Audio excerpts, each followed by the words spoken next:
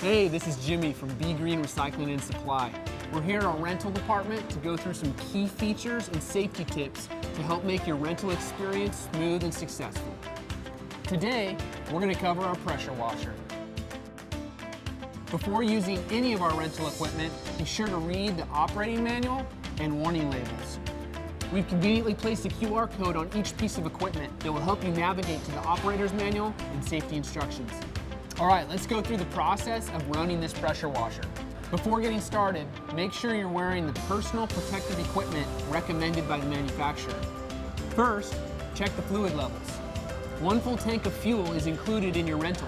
However, if you're running the machine for an extended period, you'll need to refill with the proper type of fuel.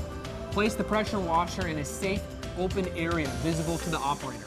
Connect a water source to the pressure washer and turn on the water source. Pull the trigger on the pressure washer wand until water flows and all the air has bled from the system. Turn the ignition switch to the on position. Switch the fuel valve to the open or on position. Place the throttle to the half open position. While squeezing the trigger on the wand, pull the starter cord on the pressure washer. Don't worry if it doesn't start right away, it may take a couple pulls. Once the engine is running and warm, set the choke to the open position. Throttle up the engine and go to work.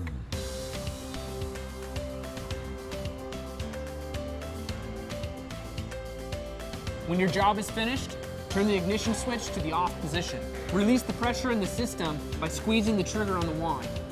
Turn off the water source and remove all hoses and attachments. A couple safety tips are, always check the hoses for leaks before you start the pressure washer engine. Operate a gas-powered pressure washer in a well-ventilated area. And as stated before, always wear the proper PPE. All right then, I hope this video was helpful. Good luck and happy washing.